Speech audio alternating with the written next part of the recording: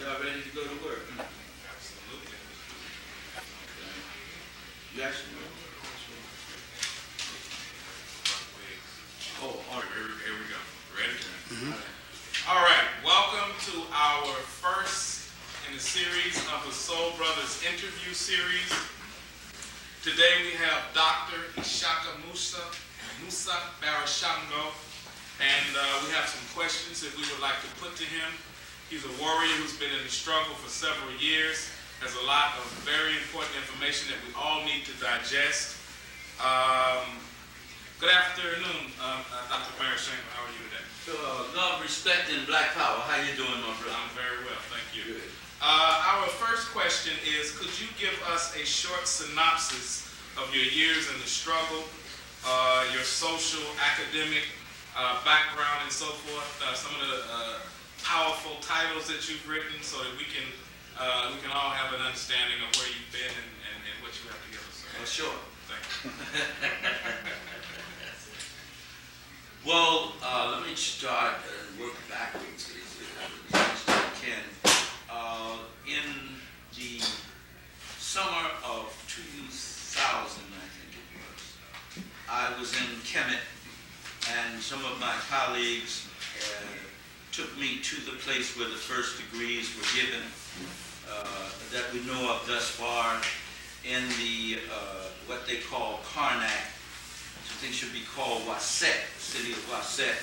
And it was there that they had the ceremony where they raised me to the level of a grandmaster teacher. Because at that time I had been researching and studying and writing for some 40, it was probably about 42 years. It's over 45 years now.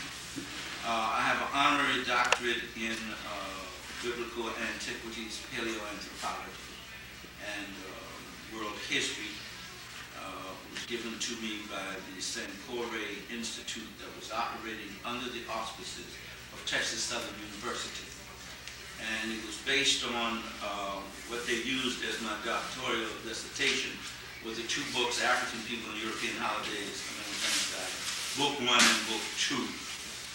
And of course I had walked the general academic route up until the master's level, and then I decided I knew more than they knew, and there was nothing more they could teach me. So I wasn't going to put myself through that anymore. And so I was just, I hadn't asked for it, was awarded the doctorate anyway. But I began studying in theology. Like many black folks, when they don't know what else to do, they get a call to the ministry. So that's the easiest profession to go in. But it seems that my family had always impressed upon me that I had been called from my mother's womb to do a special work. And they knew that it was not to be like the nominal Christian preacher. And they knew that it would have something to do with the liberation of African people. They were not clear in that definition, and neither was I. But there was a story that was told so often in my family that I'm very proud of about my great-great-great-grandfather. I don't know how far back it goes in my lineage, but his name was John Campbell. That was a slave name. And he led a slavery boat in West Petersburg, Virginia. And that's a part of my family legacy. And that story was told over and over again, and that's something that is so much a part of my genetic makeup.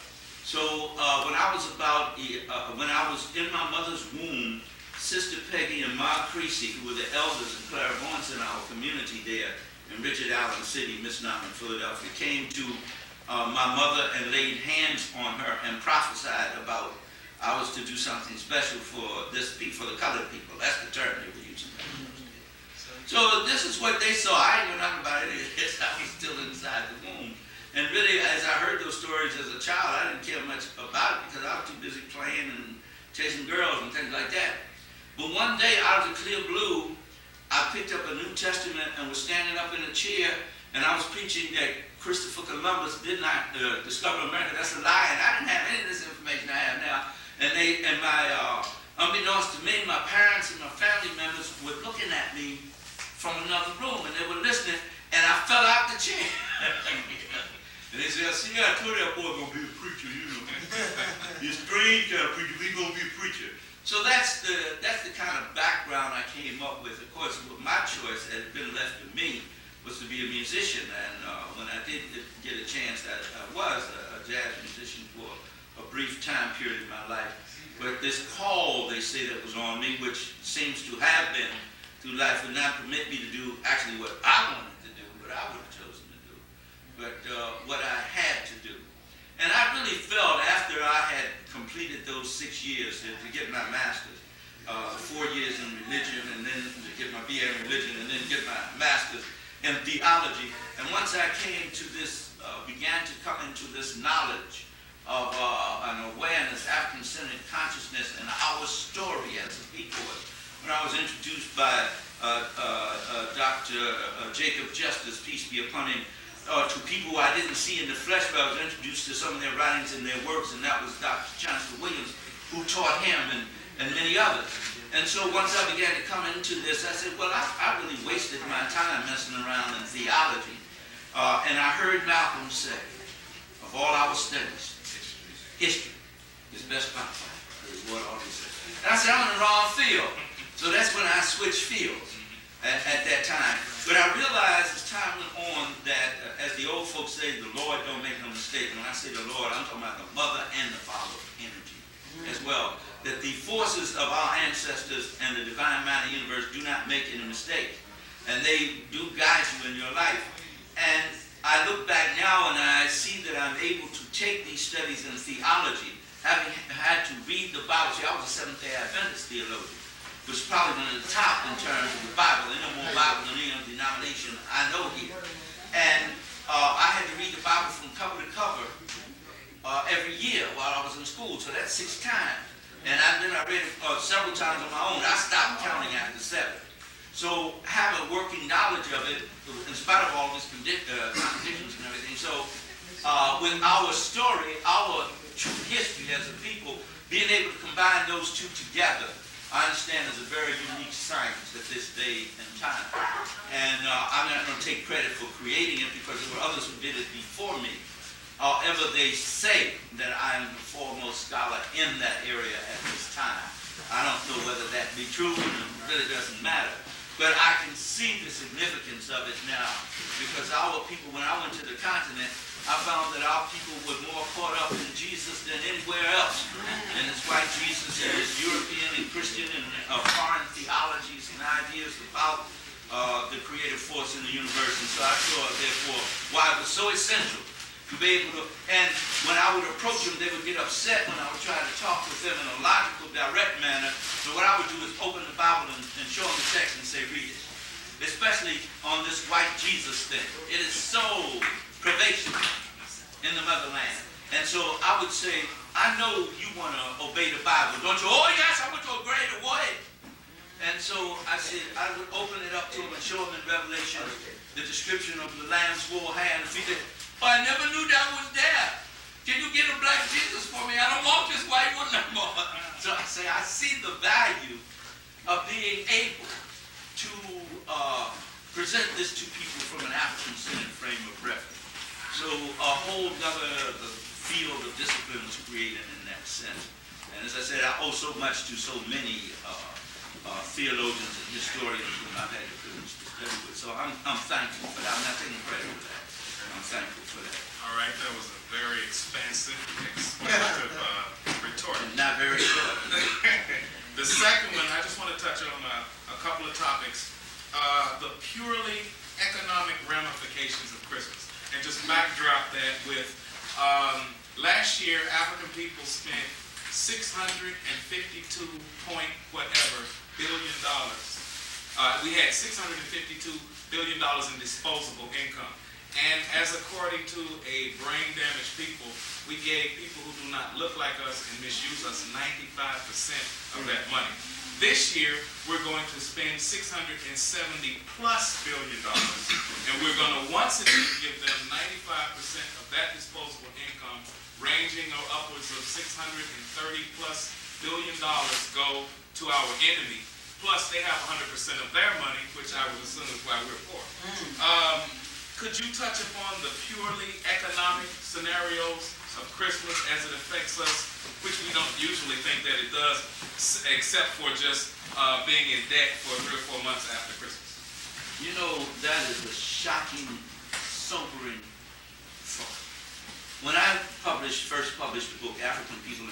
Holidays and Mental Genocide, Book 1, I had the figure 70 billion.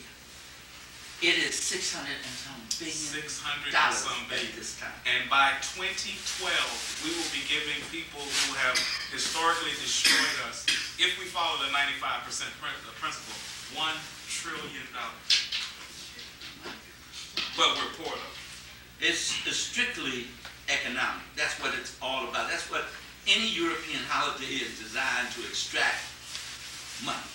That's what it's for.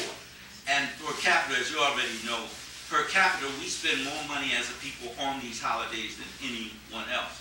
And my topic tonight is overcoming the narcotic addiction of Xmas madness. Because it is a narcotic addiction. It really is when you do that.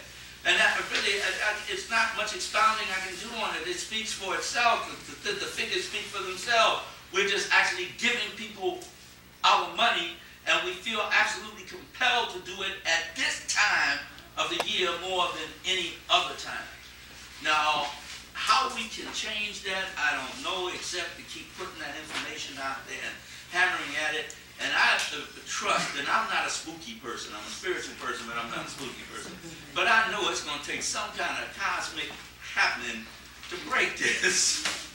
But however, we have to do what we must do to keep the idea alive and to keep just chipping away at it and to keep it in our people's face. As unpleasant as it is to them. I'm actually tired of discussing the subject of these holidays. I've been discussing it for so long. I reached one point, I said, I don't care what these folks do, they do what they want to.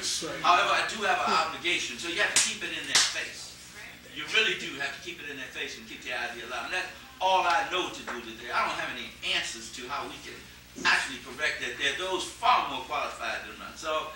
Dr. Claude Anderson, who has already told us, and that was, how many years ago was that? He said we have 5 years to get our economic act together or we're going to be out of the game altogether. Good power now. 94. So we're running way, way over, man. It's just the grace of the universe, and it's not going to be patient with us much longer.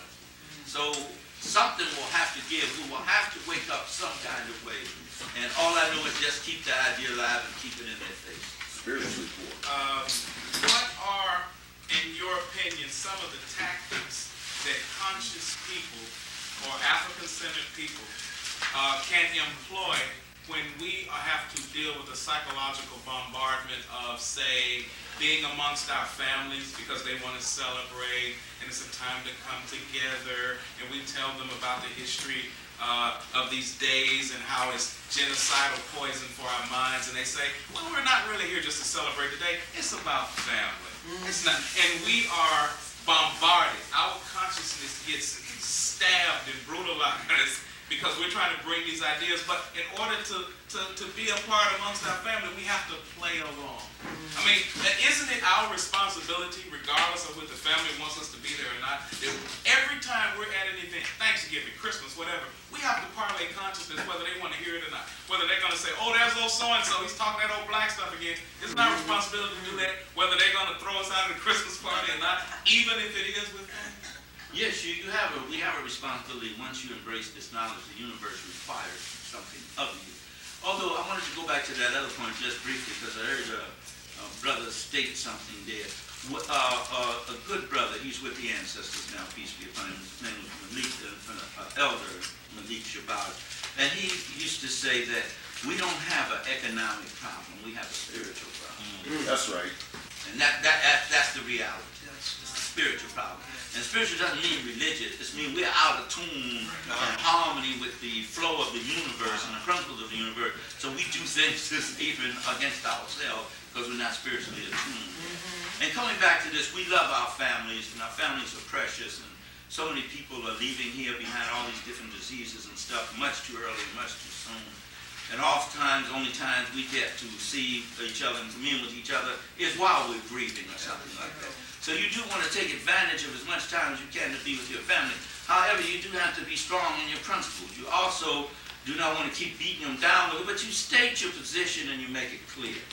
I used to say to my grandmother who raised me, peace be upon her, she used to say, look, the same thing. It's not about Thanksgiving Day. I know you don't die, I know. But it's the family coming together. I said, well, you know, Mama, you make the best sweet potato pie probably in the whole entire world.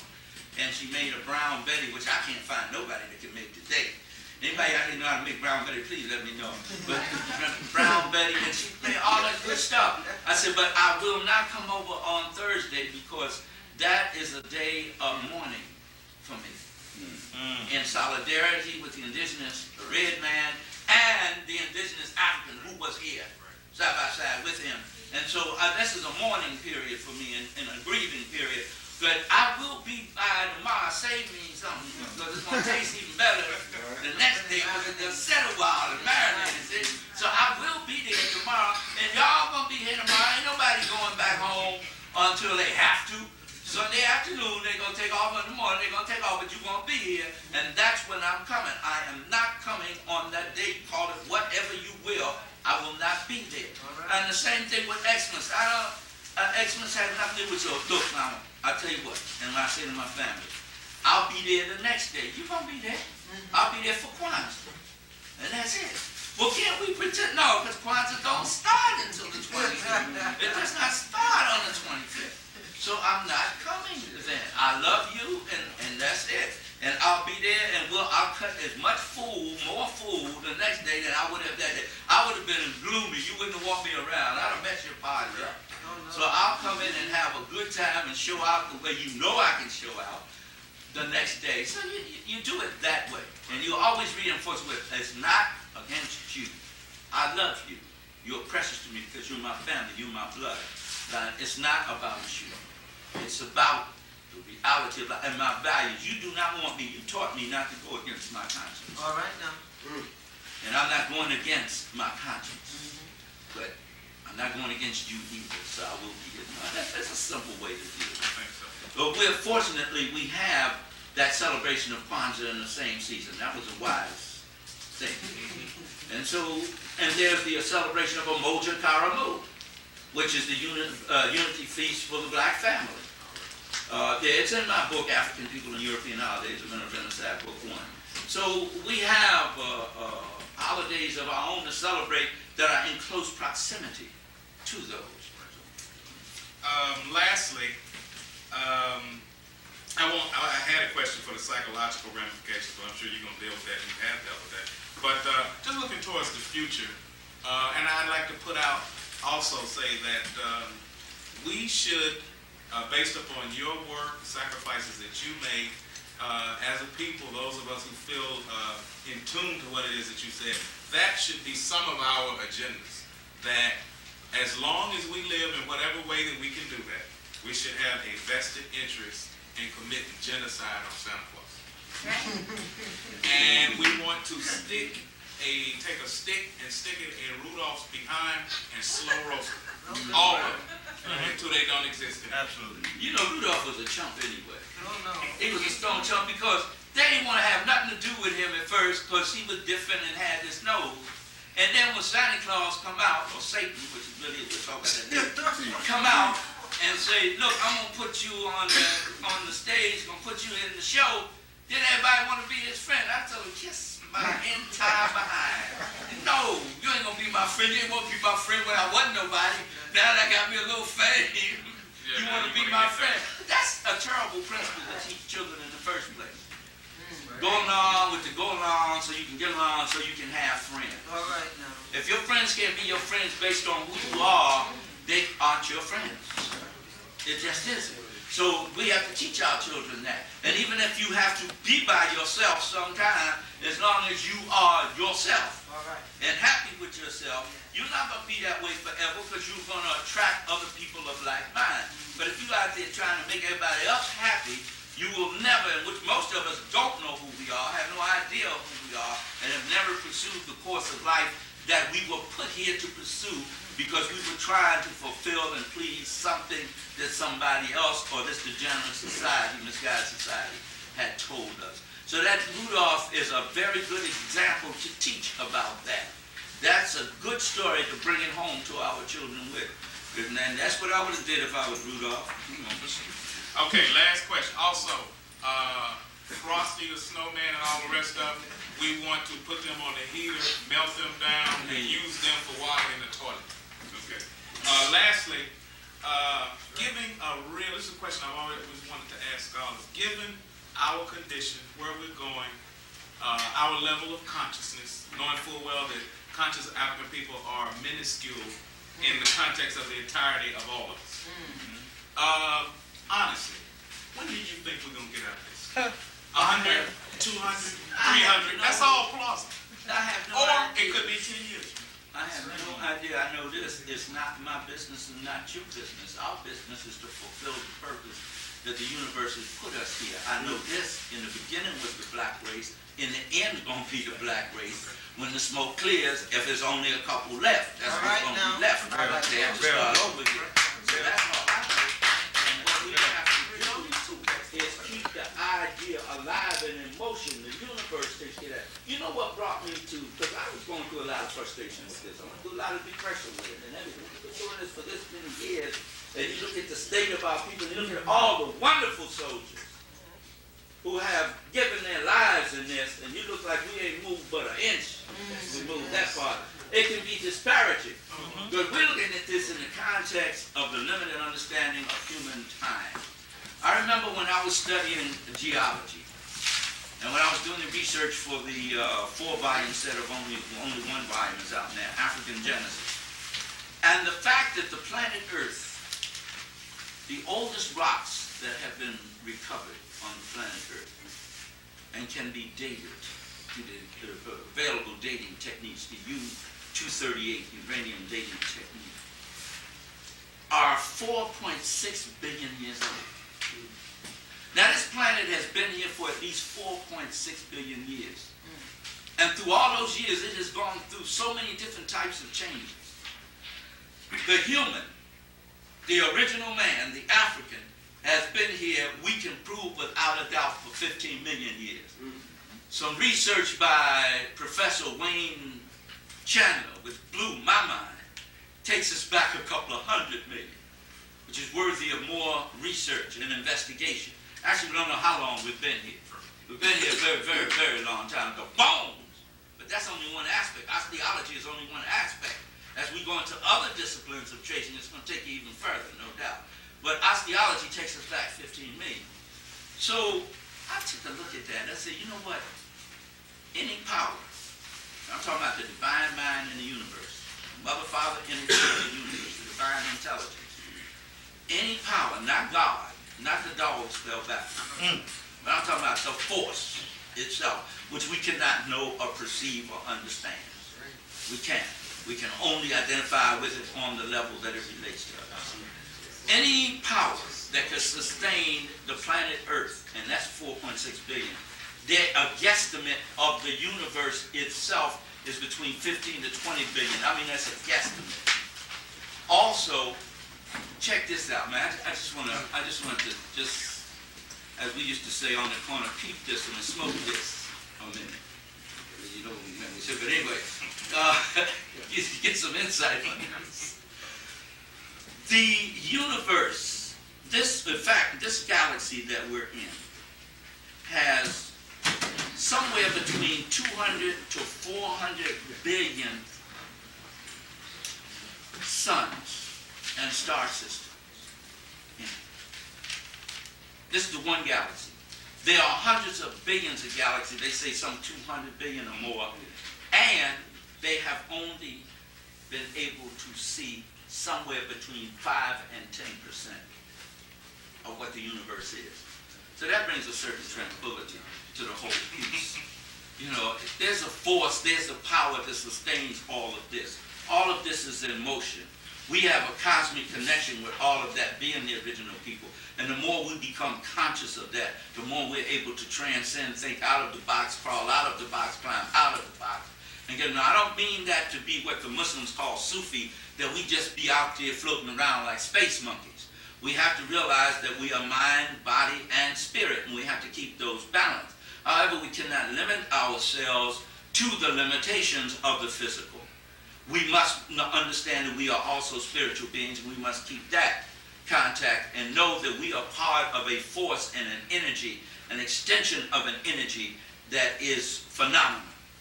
And that energy will not be denied. Ma'at will win in the end.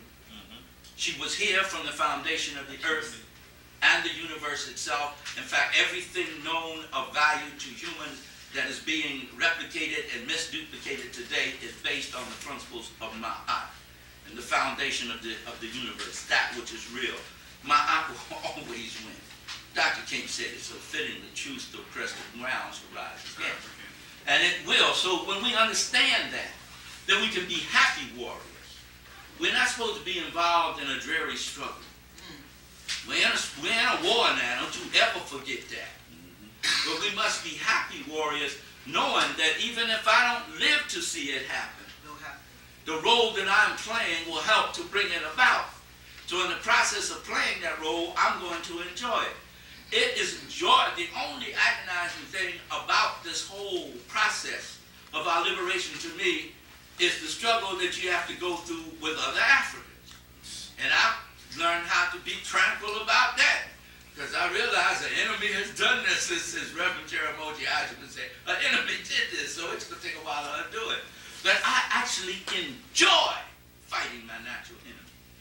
I really enjoy every chance I get to strike at this white man, what he's done to our psyche, what he's done, and if I get a chance to knock his ass out without being locked up for it, that's a joyful thing to me. In fact, that takes a lot of frustration off. But and I'm not telling anybody to go do that. But anyway, if you can get away with it. But I'm saying that when you look at it that way and you realize that you are a part of a cosmic plan that you can only know a small part of, and that's the part that you're playing, and those you're privileged to work with that play, and you can know some of their part, then you can take joy in it and just go on about your business. Don't worry about when it will happen. We have to try to bring it to fruition as quickly as we can. But we're not the determining factor. We have input and we have something to do about it.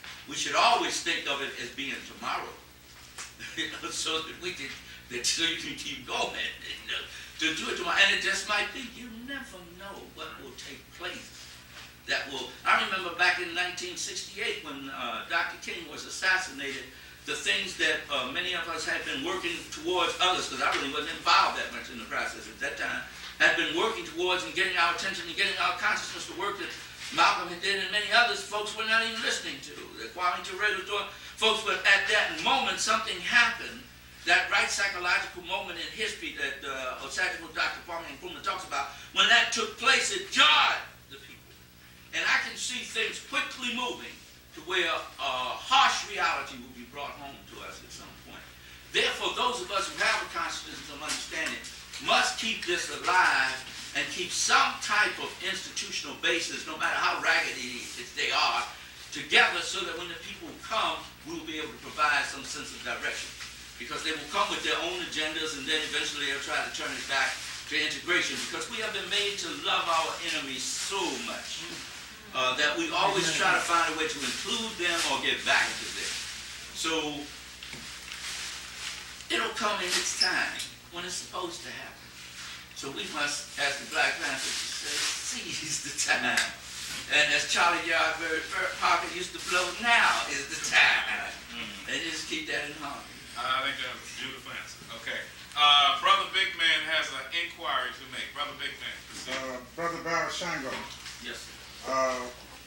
We know about the church that's here today, but back in slavery time, they had something called the Praise House. That's where the rebellions were started. Can you just give us a little insight into that, please? Oh, my brother. That's a lecture by itself. You just put the rabbit in the bride, didn't you? A lot of y'all too young to know about the rabbit in the bride. Ask me about it later, I'll tell you. But what happened is that at that time, the church was our greatest friend. It was the only place of refuge we had to go, and it exactly was that. We would have the fish fries and all that thing. Massa thought that we were going away to praise Jesus, which was praising him. But we were actually going away to plan slave revolts and to organize ourselves. And that is exactly what we did. In the islands, when we went away to do that, we did that wherever we went. And so it was our greatest friend. When we were let off of that plantation onto the larger plantation, when antebellum slavery had come to a supposed end, and I'm very careful with these terms here now, the only thing that we had was the black church, and it was our greatest friend. It was the black church where we used to go and put our money together and put each other in the business, like we see the Asians and other people doing today. Black folks used to do that. You had Rosewood, you had Black Wall Street, you had Congo Square, you had all of those things. I mean, hundreds of cities like that in this land because of the black church, because its objective was the liberation and the taking care of the people. The preacher at that time was the chief that we were denied when we were in the motherland practicing our indigenous culture.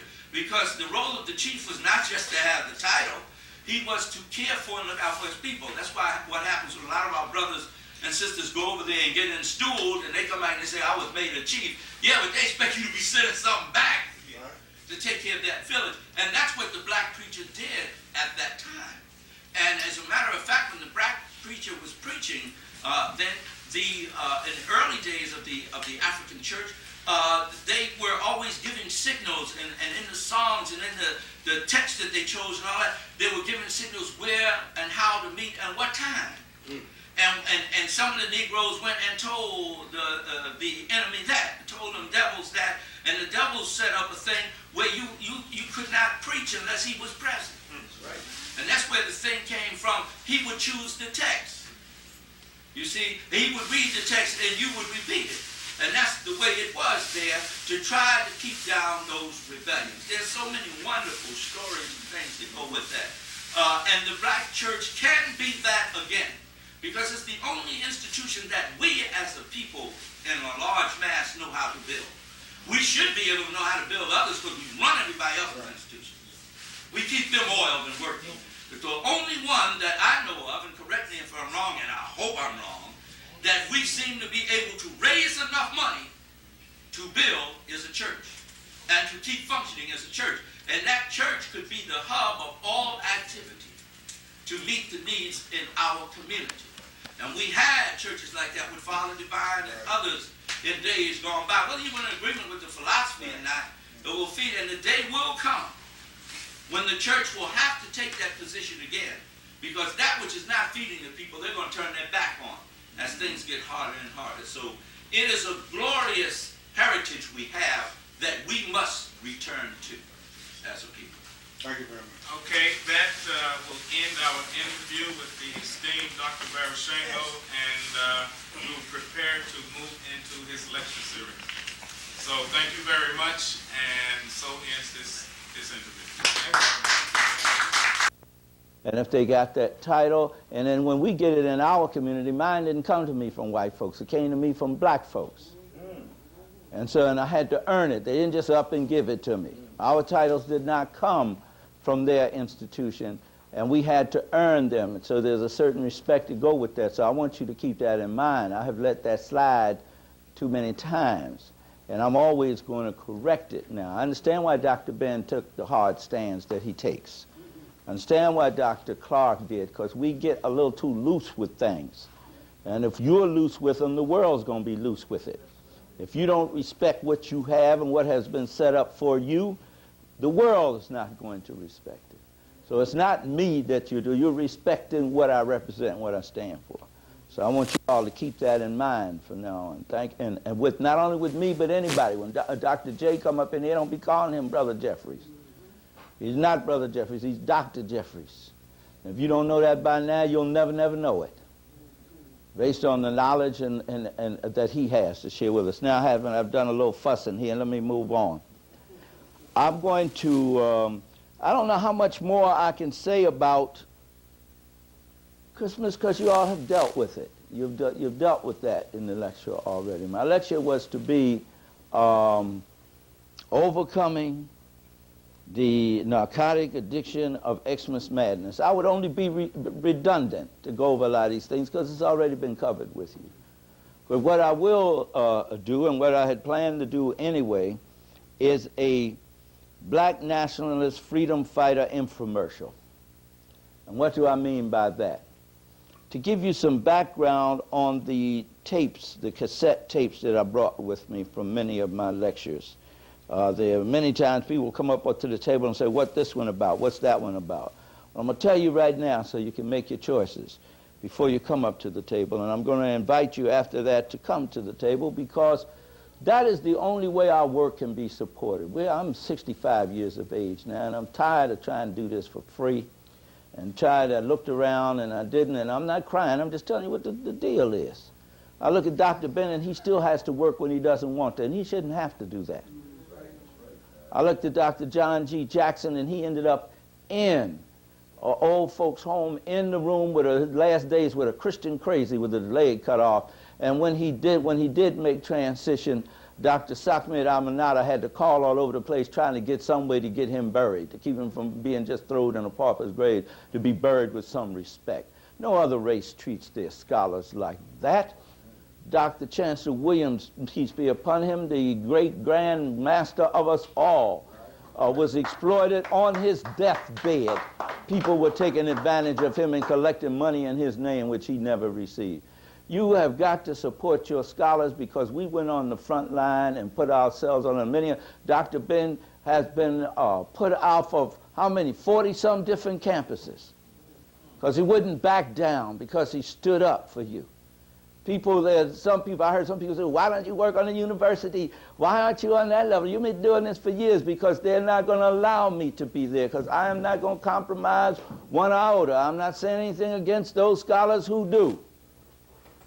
Sometimes I wish I could. But this is getting too hard to do without nothing, brothers and sisters. And when you look around at 65 years of age and realize you don't have any pension, that the only thing you got going for you is that which you have created over the years in terms of your books, your tapes, and your lectures. And if you all don't support it, we have nothing. And I'm not just talking about this for me. You shouldn't be letting this happen to any of your scholars. This shouldn't happen. And white folks pay them white boys to make up shit. Make it up big time. All that they have told in his story is a damn lie, every last bit of it. And they paid them big bucks to make it up. And here we're digging and scrambling for the truth, burning the midnight oil, losing our eyes, having Dr. Van Sertima now, man, you know what he's going through. He might not be able to give a lecture again, unless we come up with some miraculous way to bring him some healing. All the stress and anxiety he has had to go through with this. Yes, people ripping him off on his books and selling his books. He's not getting any money. My daughter goes on the internet, my book's selling all over everywhere. I ain't getting no money off of that. This, I know y'all in here not doing that. But I know one thing, you should not duplicate our tapes. So I have people come to the table tell me, oh yeah, I got one of your tapes and I made copies for everybody. And she just told me that. You lost your house, your ass got thrown in the street because I made your tapes. And think is proud of it. That was a good thing to do. So I just want y'all to get this straight. This is no plaything, y'all. It's not. The universe requires of us a certain responsibility once we come to this knowledge. It's not something you think you can, but it's not something you can pick up and put down. If the universe chose you, out of all this death, dumb, and blindness that the Honorable Elijah Muhammad, peace be upon him, taught us about, of all of this death of ignorance we have been in, if the universe put its hand on you, and the ancestors chose you, you didn't choose it, chose you to expose you to this light, they did it for the purpose of not just you having the damn information, they did it because with that comes a responsibility to pass it on and to teach it, and also the responsibility to support those who they use to bring it to you. That's it, and that you've got to keep that in mind. We shouldn't have to keep going over this over and over again with you. So now that I've shared it with you, I know you're going to share that with everybody else. There, now I'm getting, you know, that helps to bring my pressure down. Get it off of me. First, let me start with the history section. I got several sections here. I got a section on our story, not history. I got the section on the Bible from an African-centered frame of reference. I got the section on Jesus, the historical reality, African historical reality about that. I got the section on freedom fighters, and I have a section on holidays. Let me start with the section on our story first. Our story, the true history of the black man, and that's a generic term that includes the woman, but it would have took too much ink to try to say both of those, sisters. So when we're talking about that, we're talking about all-inclusive. You know me. I do that, so don't pick with me on that, all right? Volume 1. I got volume 5 in my hand. Let me back up here. Volume 1 is entitled, It All Began in the Motherland. Dr. Felder touched on some of that tonight. The book I'm working on now should be off the press by the middle or the end of July January, is entitled African Origin of the Human Species. And it is the study of paleoanthropology. Don't let that word frighten you. It's a fifth-cent word that means the study of ancient humans from an African-centered frame of reference. I'm changing the language to suit us. I don't like the term Australopithecine. It is not appropriate because Pithecine means ape, and we weren't no damn apes. They were humans.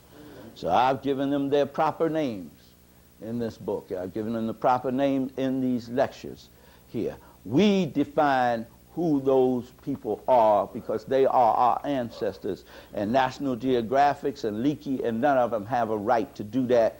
As a matter of fact, it be the Africans finding the bones, and I can prove that, and I can point that out in the book. I have 12 different profiles, and that's just a few. That's all I could fit in that of indigenous Africans who are the ones who are actually finding these bones there. And name them for you. People that you see on Discovery Channel in the background digging up something or dragging something across the field. They're the people who actually do it. So we began back 15 million years ago with this. It all began in the motherland. And 15 million years ago is really, I'm beginning to find out, kind of young when it comes to the true story of African people. And we go from 15 million years. Yes, how do we know it's 15 million years? You'll find out on this tape. Because the oldest human bone, jawbone, that has been uncovered, nothing is being discovered. Everything is being rediscovered and uncovered, has been found in Kenya, East Al-Kabu land, Misnamet, Africa, land of the blacks. And it is 15 million years of age, and I'm going to let you find out for yourself who found it there. And we go from 15 million there, I believe, to 2 million years. And then we go from 2 million years, or 1.6 million years, to about 100,000 years, or 200,000 years, I believe it is here. And volume 2 is entitled The Amazing Story of Africa's Talking Bones. And there's a man in here I want you to know about, you should know about, and all your children should know about. You should know his name. It should become a household word, because this black man has found more bones of ancient humans than any other man on the face of the earth. And they come to him and they say, how is it you can do this? And we send in all these Harvard-educated people, these people from all these different universities, and they can't find these bones. And he said to them point blank, my ancestors speak to me and tell me where they are. And they laughed at him, but you'll be interested in seeing how they found out. The laugh was turned on them when they found out the reality of the fact that his ancestors did, in fact, speak to him and tell him where they were. Speaking to a lot of Africans and say, here we are over here. White men been digging over there for weeks, for months. African come along and dig in the same damn spot and come up with it, and it's right there. This is a wonderful and interesting study here, and to know that. Volume 3. The world's first artist. It all began in the motherland. You go from about 100,000 years there, I think, to 20,000. The first artist on this world. The artwork they're found in the caves in the Sahel, they try to give credit to that to the Cro-Magnon, which is the immediate ancestor of the Caucasian. There, the immediate ancestor of the mutanoid. These are the proper terms that should be used. And Dr. Malana, not the one here, not Karinga, but the one in Ghana, has proven scientifically that they are not members of the Homo sapiens sapien species. They belong to a canine species. And they have already told you that they do. They tell you that dogs are people too, you know, and a dog is man's best friend. And the name of their deity is God, and spell that backwards. So that all, man, there's some heavy stuff in here. You just have to deal with it. I'm not going to give it away. You're going to have to get it. I only got 3 of each title up here, man. So don't copy them, but you can get them and listen to them together, all right? Because I only have 3 of each copy. I was trying to bring a good variety. Volume 4, Cush, Home of the Gods. And I'm just using that as a convenient term. And Masters, no, what is it? Home of the gods and land of the sacred race. That's what it is. All the world worshipped African people. The Greeks worshipped African people. They even made up a word to try to describe what African people did because they couldn't figure out how they did it. And the word is the Greek word magikos, which means magic, which means we can't figure out how these black folks did all this. That's where the word magic comes from. It was a terminology created in honor and homage to the black man and woman whom Herodotus tells you all of the Greek gods and goddesses came out of Africa. They were heroes, sheroes, kings and queens, and great people from Africa who built mighty civilizations that spread all over the globe. We're not just saying this. We are scientists who deal with empirical data, so we can prove it. It is documented there. And of course, you could never cover it in one tape, but I do give an overview in Volume 5 of Kemet, Land of the Giants and Masters of the High Science there. They were relatively moderate in their physical build. In some areas, they were the big, tall Nubian type. But the way that they built and what they did and the level they thought on was the level of giants. And when you go see the ruins there, how many have been to Kemet? When you go see the ruins there today, it astounds you, and you have to think that gigantic people put it there. You know that statue of Ramesu at the Ramesseum? That when it was all together weighed 2 million pounds, and they brought it from 200 miles away? And I say it now, I'm saying this affectionately. This is not a good term, but this is what I said. First of all, I was trying to be spiritual and reverent, but all I could say was, damn, how do niggas take 2 million pounds and move it across the street, let alone 200 miles? How did they get that thing up there? Can't nobody figure that out yet. That magicos, don't nobody know how they did that. And that's just some of the wonderful things there that I talk about on this lecture. Now, still dealing with our story. African origin of the human species, although it does not cover all that's in the book, by no means does it do that, it's a good introduction. It only begins between 14 and 15 million years ago, and it goes up to the time of the founding of the Kushite Empire.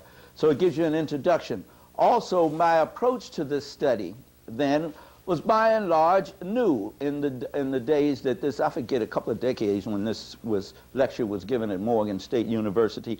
And I was inclined to go along with what paleoanthropologists all were saying, and that is that man descended out of the ape and all that because of the fact that the ape is the closest genetic relative to humans on the earth.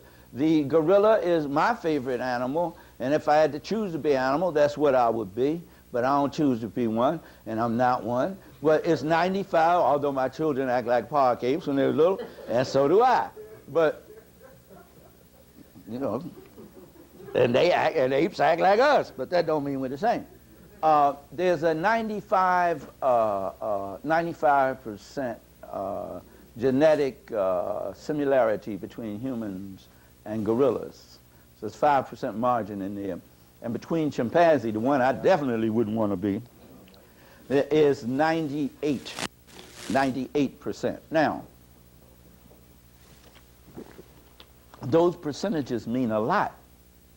Take, for instance, the fact that in terms of intelligence, the DNA, they can measure your intelligence or your intelligence capability. Gorilla, apes, a gorilla, a chimpanzee has, I think the gorilla has 4 strands of that DNA. The chimpanzee has 5 strands of that DNA. And most humans have 6 strands of that DNA. We're talking about Europeans and others.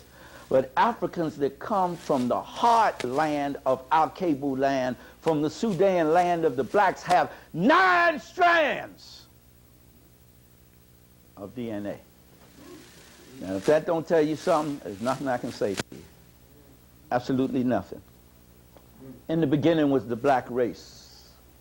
The story as it is told in the tape, African Origin of the Human Species, is taken from the study of paleoanthropology and also an African-centered overview of the theory of evolution.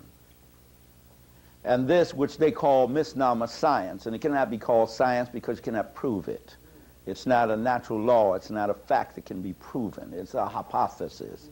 And that's different. Your method of approaching it may be scientific methodology, but it is not science. You understand what I'm saying? Then there's the other major theory of the origin of humans, and that is the theory of creationism, that some deity or some greater power created humans. I think it's a combination of both there, and I do know that there is a divine mind and intelligence from which we have descended, that we have come out of there. Now, in terms of millions of years of human development, through its different stages, and they were humans now, I want you to keep that in mind, through their different stages of development, just like a baby develops through different stages, even this day to become an adult, has nothing to do with the fact that we are directly descendants of the divine creative force in the universe, the mother, father, energy in the universe. We, millions of years seem like a lot to us because of the short span of time we have on this earth presently. But they are not a lot of years in terms of cosmic chronology and reality. So you have to keep that in mind. Anyway, in the theory of creationism, in the beginning was the black race. I take some excerpts from my book and expand on them, African Genesis, Amazing Stories of Man's Beginning. And we start right with that chapter, in the beginning, God, which is a misnomer, which is a mistranslation from Elohim, which is Hebrew for the strong ones, denoting the mother, father, energy in the universe, which Africans have always talked about and thought about before white folks came and brought up this masturbating God who had a son by himself and created everything by himself without mother, father, energy. That concept existed nowhere else in the world until Indo-Europeans came down out of those caves and brought it to the world, because they have a problem with the female. Well, anyway, and I think I have this story on there that I always challenge black women with on this story, and that's that story of Adam and Eve, and I put it in a lot of context, and how you, as a black woman, run up in these churches, give them all your money and love your pastor and everything, and he tell you you ain't nothing and you done brought sin in the world. And I go into this story and its ridiculousness and how it came about and where they got it from, and why should you take the blame for all of that? Even if a woman had done it, you ain't do it. And so why are you going through that? Well, say that's why a woman suffering childbirth. A roach does too. Did a roach eat off the damn tree? First of all, what was the tree doing there? Who put the tree there? That's called entrapment, but don't let me spoil it for you. You got such an insecure God now that he has to put something there to test you. Put something there, make it all big, and then let a talking snake be in it at that, and tell you don't touch it. Hey, man, what you dealing with here? You dealing with white folks messed up psychological, I mean, they are just sick, demonic creatures. And I Man, I tell them that to their damn face. You're just sick, demonic creature. There's no discussion here. Debate? How the hell you going to debate me? You ain't got enough mind to debate me. You don't know enough. Yeah, you don't have enough DNA to do that.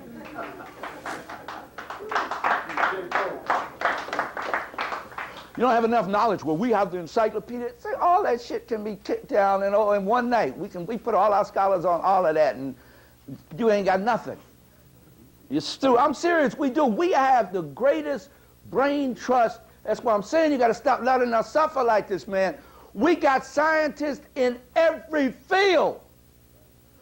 We got the greatest mathematician and physicist on the face of the damn earth that's gone 1,000 times further than Einstein. And he around here trying to figure out how he going to pay his damn mortgage. Well, you ought to be ashamed of yourself as a race for letting that kind of stuff happen. Why you got to get behind your scholars and you have to establish institutions that they can be in, and they're not asking for a whole lot. They just want to go teach this stuff, get this information out. If this man, Dr. Yibo, gets the right resource, I'm not saying that, when he gets the right resources in his hand, there'll be a whole transformation with the race, because we got a team of scientists that are working with him now, doing the best they can with nothing. Dr. Gabriel Yibo is the #1 physicist and mathematician on the earth. And he says he didn't discover anything. The ancestors revealed it to him. And the white folks told him, you come work for us and we'll take good care of you. And he said, I cannot do that because my ancestors told me when they showed me this that it has to be for African people. That's a hell of a damn stand for somebody to take. That's a hell of a stand, man. I mean, Einstein couldn't even hold a conversation with this man. I'm serious, brothers and sisters. You got to know what you have. Portrait of the eternal people. Eternal people.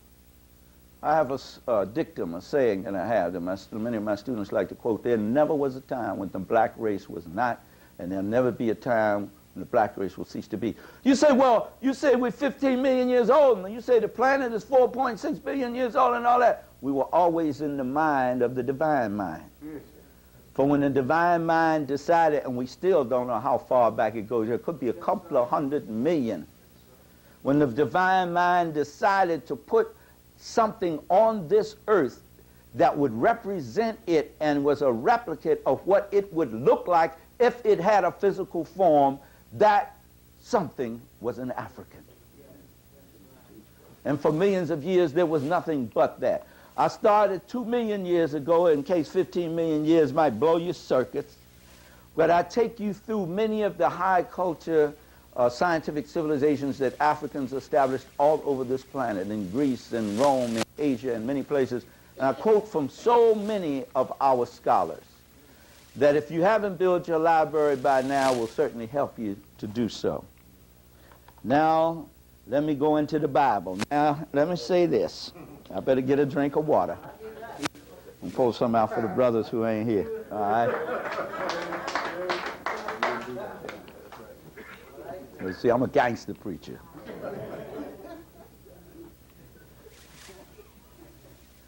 The Bible is nothing but the history. In fact, this one is entitled, How to Find Black History in the Bible.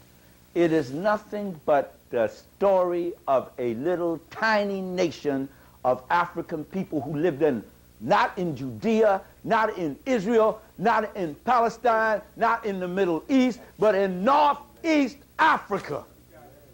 Northeast Akabu land. That is what it is, and that is what we should only refer to it as. This nation lived in. The reason why their literature survived because they hid it in caves. When the Greeks came in, they burned up a lot of ours. They came in, they burned up 500,000 volumes at one time. The Romans, 700,000 volumes in Cardhatus. Knowledge that is still in us, though. We don't even know we're carrying it around, all them volumes of knowledge that will come to fore at the right time in the right place. But this shows us without a shadow of a doubt that these people spoken of in the Bible were African people. You say, well, I don't care about the Bible. I've grown out of that. I'm glad to hear that. However, most of our people haven't. And to be able, very seldom do they invite me in churches. When I go, I always do this message, because I make them open their Bibles and read the text themselves. They be mad as all get out at me, but they can't say nothing because in the Bible. You understand? And when you can teach history like that, teach a story like that, man, you got black folks. Because you got black folks say dumb stuff like, I don't need to know all that history stuff. I don't need to know all that. All I need to know is the Bible. Do you say that shit when your TV break down? When your cable break down? Do you say that? Hell no. When you get sick, you run your ass to the emergency room. You don't be talking about, give me my Bible. You're talking, get me a doctor. Give me some drugs. Cut me if you have to. But help me. They don't go try to find a text for that. After they had an operation, then the preacher come and read some stuff and say some words and all that. Let's be real, man, about that. Amazing black facts of the Bible. Amazing. You say it's a great tape, man. Amazing great black facts of the Bible and historical outline. What the hell do these stories mean? Noah and the ark, Adam and Eve, Abraham, everything. What did the stories mean? Where did they come from, y'all? You're reading stories that were in existence long before there was ever a Bible. Every one of these stories, I've seen them. You saw them when you were in Kemet. Saw them on the wall. Been there for thousands of years on the walls in Kemet before the Hebrews wrote anything. They already existed. Everyone, and they did not understand, even though they were Africans, they did not have the intellectual development that the Kemetic and Cushite people had. They didn't even understand what the hell those stories meant themselves. Only a fool believed that a man took a boat that was less than a block long, put 2 of every animal on it, and depending upon what part of the Bible you're reading, because you go in the next chapter and it said 2 of some and 7 by 7 of others, and put them on a boat that's only 3 stories and less than a block long. And how long you stay on the boat, y'all? Boy, that programming is a bitch, ain't it? I'm sorry, excuse me. I done gone back on the corner. Let me be cool now. Brother Qualman, that programming is something, man. Isn't it? Y'all got this, my Bible. Don't even read the damn thing. Read the story, and it says they were on the water 350 some days. Almost a year, as we know it today. And you on the water all that time with animals. You got to feed them, and anything that eats. There's only 8 people on the boat. What's the first thing Noah do when he get off the boat? Found him some grape, man. Smashed him some wine. He could have grown anything. He could have grown some bananas. He could have grown some apples. He could have grown some greens. He could have grown some okra, which is, Africans really love some okra. So he could make him some gumbo, you know.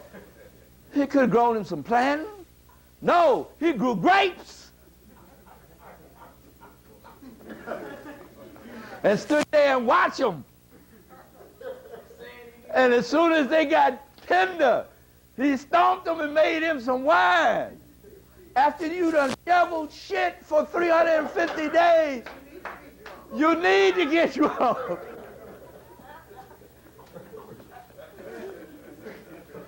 That's the reality. You remember I'm a student of Dr. Ben, y'all. You know that. That's the reality of this. I deal with all the stories in here like that and make us come to grips with it. Right? So, oh, Lord, lightning gonna strike him. You see, ain't no lightning struck me yet. Ain't no lightning struck me yet, and it's not gonna strike me. Because I'm not offending the Creator. The Creator is an intelligent force. He would never come up with something as dumb as we believe in today. It's just humans that do this. African warriors in the Bible. This is one of my favorite tapes. It was delivered at UAM. One of the many times I had the honor of being at UAM. And one of the reasons why it's one of my favorite tapes, because I get tired of hearing this from black folks. You can't hate nobody. You tell them the reality about white folks and what they have done. Tell me just the historical reality. Just spell it out. You can't hate nobody. You ain't read your Bible again, because in Psalms it said, I hate them with a perfect hatred that hate thee, O Lord. I hate them with a perfect hatred. You understand? Perfect. You haven't read Ecclesiastes. There's a time to love and a time to hate. There's a time to kill. There's a time for peace. How come you read this, you know all about this Bible? Because you don't read it to preacher, the pork chop, chicken eating, Reverend Hula House, preacher, get up, read it to you like a Bible story and hoop and holler for 2 damn hours. And you don't know any more than you did when you first came in there, but you feel good. I'm going back to the ghetto, to the slums. I got to take this stuff out of these white folk on this job, but I feel good. Look what Jesus has done for me. Why are you doing more for the white folks than he's doing for you? Why is that? If he loved you so much, why ain't they working for you instead of you working for them? These are some questions you need to ask. You need to ask that. Now, anyway, African warriors in the Bible deals with the fact that the Bible does not teach turn of the cheek. Those things were written several hundred years after the one they called Jesus was on this earth. He never said anything like that out of his mouth. And we have the historical data to back that up. He never did say that. This is what they put in there to control the masses of people and to pacify them. That's what the Roman Empire came up with. You look in that Old Testament and their blood is slinging every which way. The prophet Elijah, a man of God, chopped up 450 prophets of Baal. Chopped them up. They didn't play. Jehu rode in, ordered Jezebel's behind her to be thrown out the window. She dashed in the street, bust apart, and the dogs lapped up her entrails. These are people of the Lord. And you walk around talking about, I can't stand up and fight for my freedom because vengeance is mine, saith the Lord. And he's telling people, get up, go wipe out the whole town. The cattle, anything, and this is what it says in the Bible. It's written in the Bible. Everything that pisses against the wall, kill it. Yeah, but I can't do that, you know. And then praying when they take your children and send them over to Iraq and everywhere. Oh, Lord, they're fighting for freedom. Strengthen the hand of the president and our nation's leaders. And they say, well, no, I'm going to become a new Black Panther. I'm going to fight for our freedom. Oh, you might get hurt. You're my baby. You're my child. Why you want to do that? You can't get nothing by hating nobody. All kind of reasons. When that white man drafted him, oh, he looked so nice in his uniform. When they get to talking like that, take them to, see, I like to take these Negroes to the Bible and make them read the text. But you can't make them read them if you don't know them. See, I make them read the text. Read that. What it say? Uh-huh. Yeah, yeah, well, it say that, but it don't mean it. What it mean? I don't know. I'm going to have to ask my pastor. You're doing good, brother. You're doing good. I'm proud of you. Great black women in the Bible. You always hear about the men in the Bible. When King James and them got hold of it, they were such misogynists, such women haters. They didn't even get, and homosexuals and stuff, they wanted to be women. That's their problem. Let's be honest like that. Psychosexual dimorphism. They didn't know whether they wanted to be male or female. So they left out the names of a lot of these women, and they did great things here. And I used to use this one around Mother's Day. Great black women in the Bible. You go in the church and preach that, the women be howling and shouting, and the preacher be saying, I can't wait to get this nigga out the pulpit.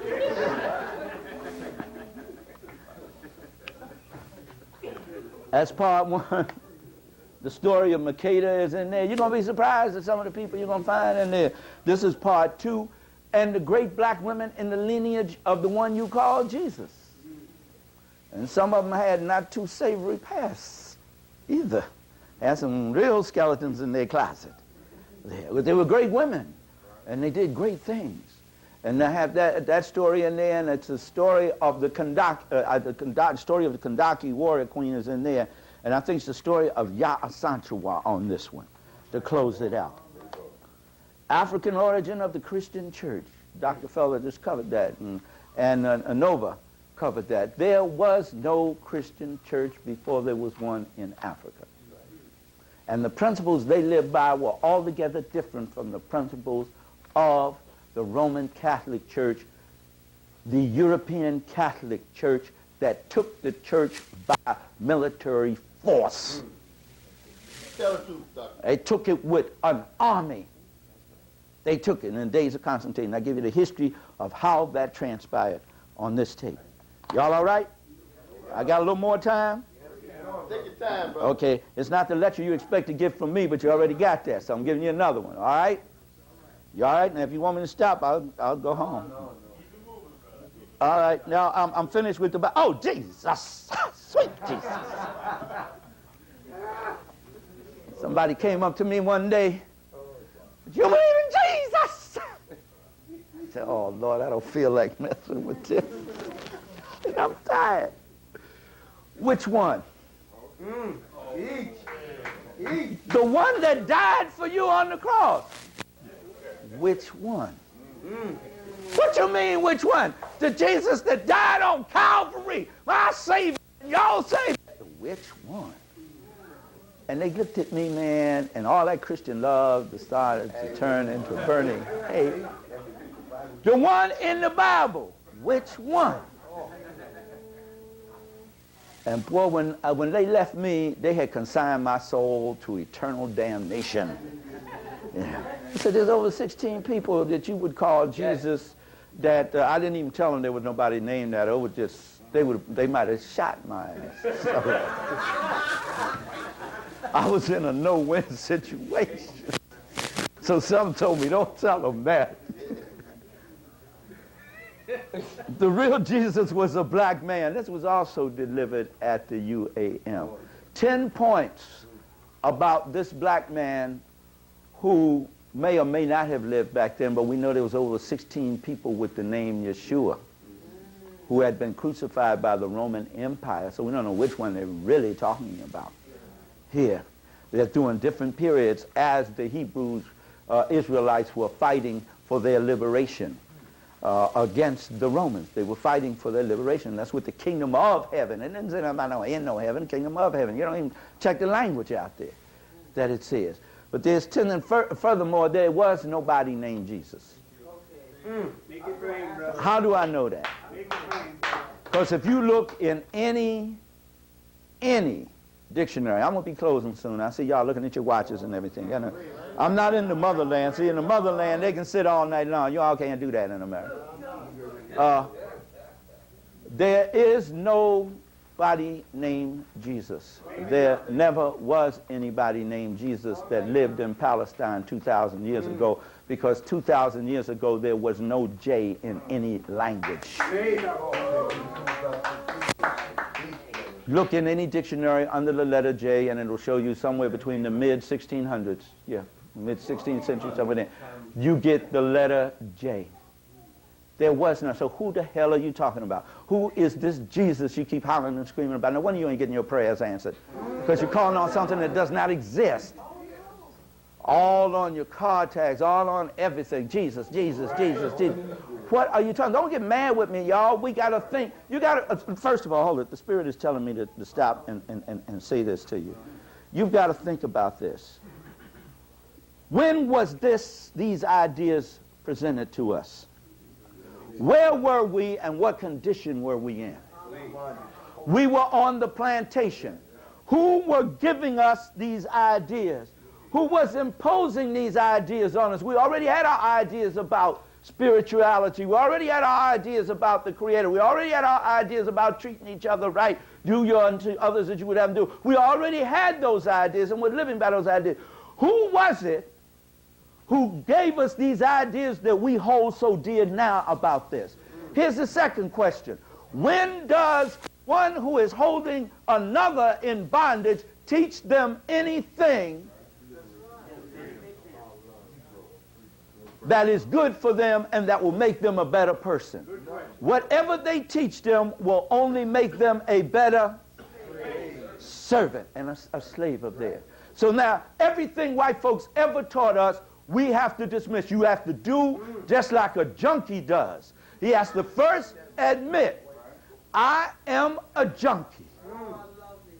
I'm a junkie. I'm a junkie. You a junkie. We all junkies. I confess I'm a junkie. I've been high off the white man's drugs for a large portion of my life. Now, when I was a counselor to drug programs, one of the basic things that they taught that you had to do when you were counseling with somebody is not let them go into denial about the fact that they got a problem. They first, before any healing process can begin, must admit that they had a problem. An alcoholic has to stand up and say, I am an alcoholic. Got to do that. Because you got to keep that ever home in your mind. We are fools. We have all been fools. And a lot of the reason why you don't like to let a lot of this stuff go. And I'm not trying to take too long, but let me share this story with you. Let me share. I have to tell our driver to get some sleep, man. But we got a lot of drivers in this car. Now, a lot of brothers came up with me. I'm going to introduce these brothers to you before I'm finished, too, because some of you sisters in here looking for some good, strong brothers. Not that you don't have any here, but they might already be taken, so it's just in case. But look at here, man. I had a good friend named Cisco Oliveris, tall cat down in Atlanta. We used to soldier down there years ago, man. We did some wonderful things in the community for the people and everything. Some good business stuff, too, that brought some scratch into the community, you know. And he told me the story of his father, who was a big, tall man out of Texas. And he had this young girl he was seeing, you know.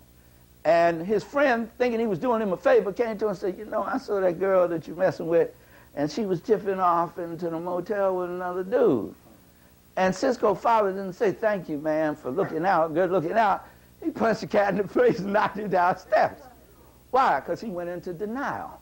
Why do people go in there? Why do people, when they catch somebody and they say, you betrayed me, they catch their lover or someone with somebody else, and I'm talking about male, female, let me get that straight. But with somebody else, they kill them. Why? Because you made a fool out of me. No, they didn't. You made a fool out your damn self because you just killed that person, and them cops going to throw your ass in the dungeon. Now, that's that. You know, so you made a fool out of it. They made their choice. Now you got to decide whether you live with it or not. It's that simple. You understand? Don't nobody belong to you, and you don't belong to nobody. That's the reality of it. If they with you because they want to be there. But the thing is, nobody likes to think that they've been made a fool out of. That's the problem you have with black folks when you talk to them about this. They cannot believe, it's not so much that they believe in it, they cannot believe they've been a fool for so long. That's hard to come to grips with, to admit you have been a fool. Well, we have. We have. So now just admit it and get it over with. And if that's too hard for you, think about what the junkie got. You want the junkie to stand up. You want the junkie to say, go somewhere and get yourself some treatment. And before they can get any treatment, they got to admit what? They're a junkie. If they're alcoholic in your community, you need to go get some treatment. You need some help. Before they do that, they got to admit that they're other. You need some treatment. I need some treatment. Before we can get some treatment, we need to admit we are fools. Absolute fools. You believed in Santa Claus and taught your children about that, you was a damn fool. You worked all that hard and got all them things and gave a big, white, greasy, funky, blood butt white man the credit. You was a sure enough fool. And we did it. So now, hey, can't nobody look at nobody and point the finger. Unless you were lucky to come up like Nova or some of these younger people here who wasn't exposed to that, man. But we have to say, okay, I'm a fool, you're a fool. Now let's get about some healing for all of us. And so then the Spirit told me to get on with that because some people just don't like me hitting on their Jesus in the Bible like that there. But I'm trying to give you your Jesus. The one the white man gave you is not yours. It's non-existent. I'm trying to give you the right man, which was Yeshua ben Yosef. I cover 10 facts in here, and one of those facts that I cover in here is that what they say, the Jesus of history, quote unquote, was not God, considered to be God, not even in their terms. It took what?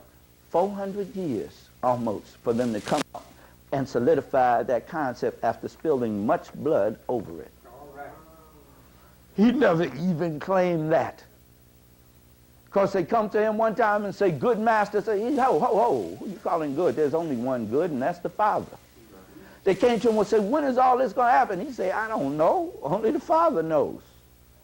You understand? But the Gospel of John say, the Gospel of John is written when? There's no gospel that exists today from that period. There's nothing from that period that can go back further than 200 years after the fact.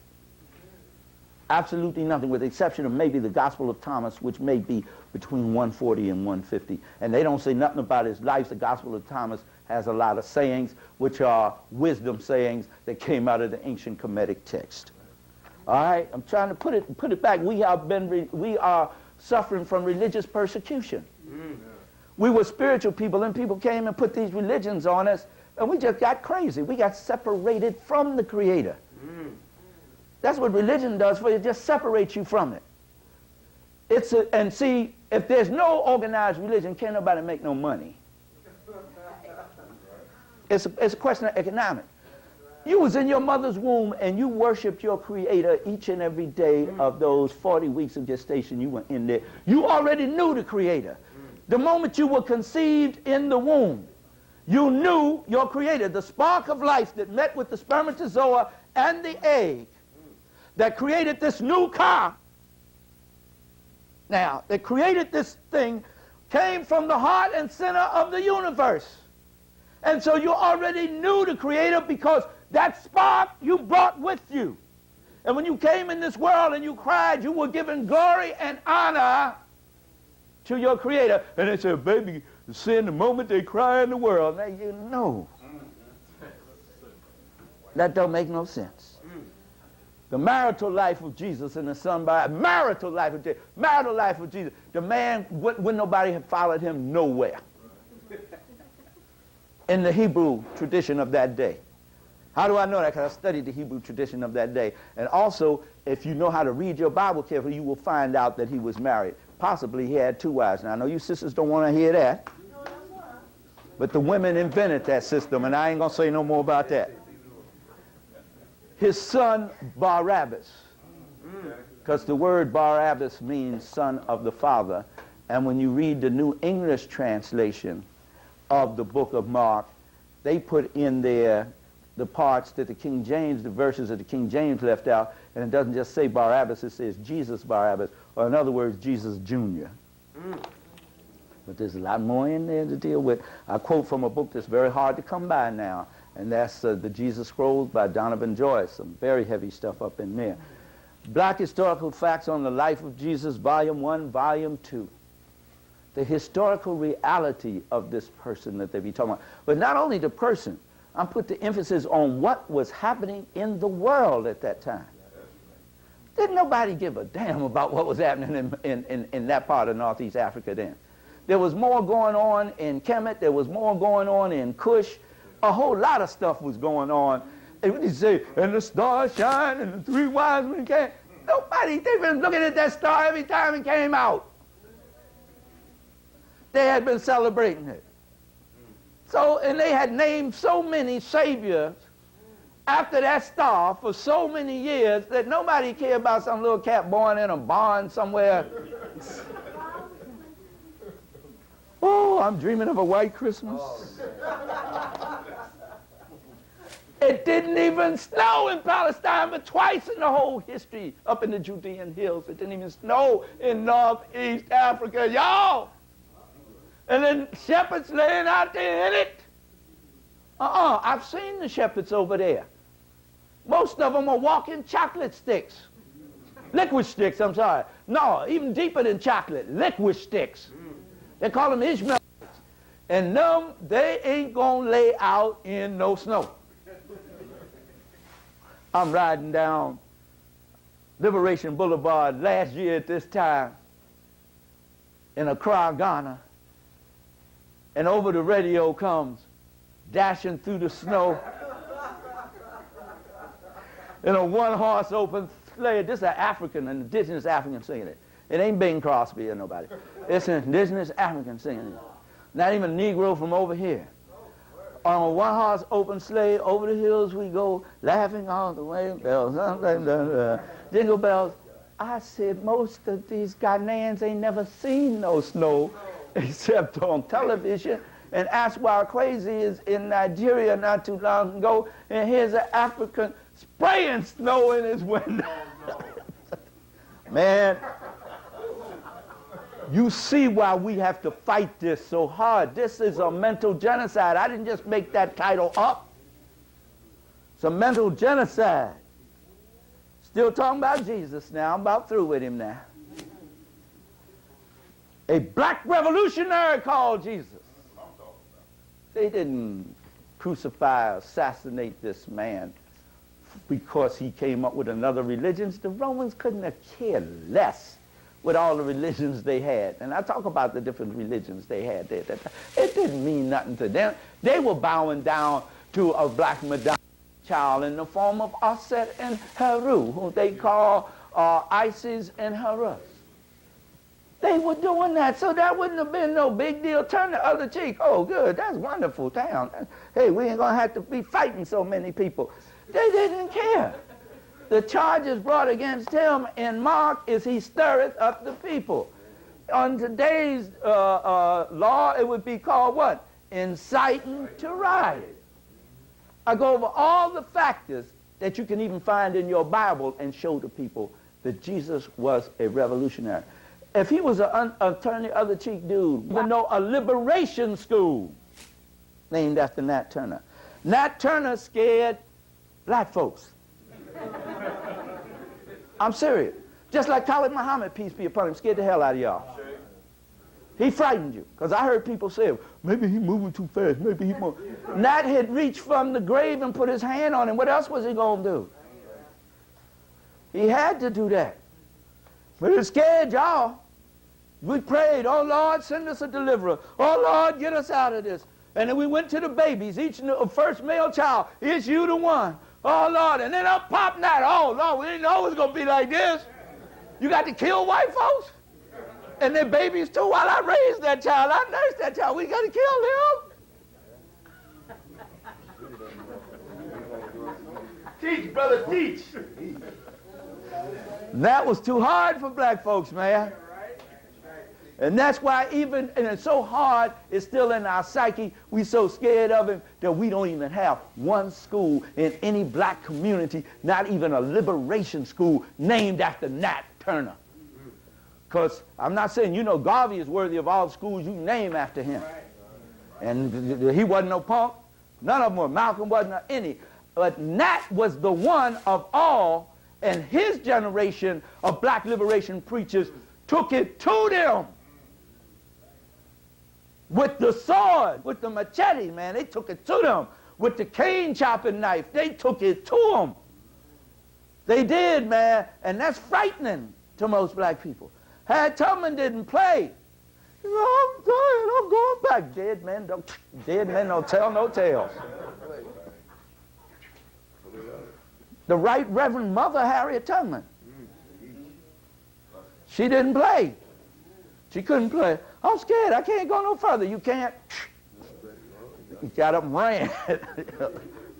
That's how it was.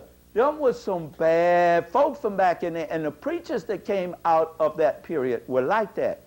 They didn't play. My great-great-great-granddaddy, John Campbell, which is the reason why I'm as crazy as I am, was a preacher who led a slave revolt in West Petersburg, Virginia.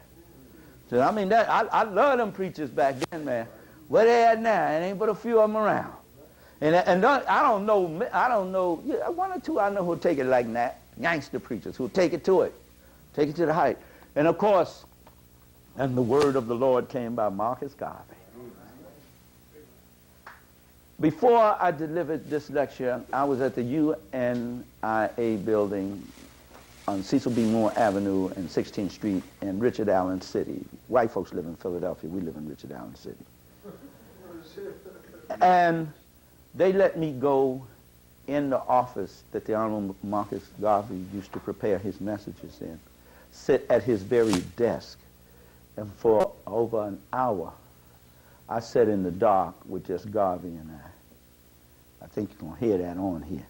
And yeah, I found Garvey in the Bible. I told you I read it through from cover to cover at least 7 times. I can find anybody in there I want to find. He in there. Dr. King in there too. I found him. Found him in the book of Revelation. Yes, I did. And his message, very clear. And what would happen when his message wasn't received? It's right in there. Y'all be talking about we living in the time of Revelation. We live in the time of Revelation.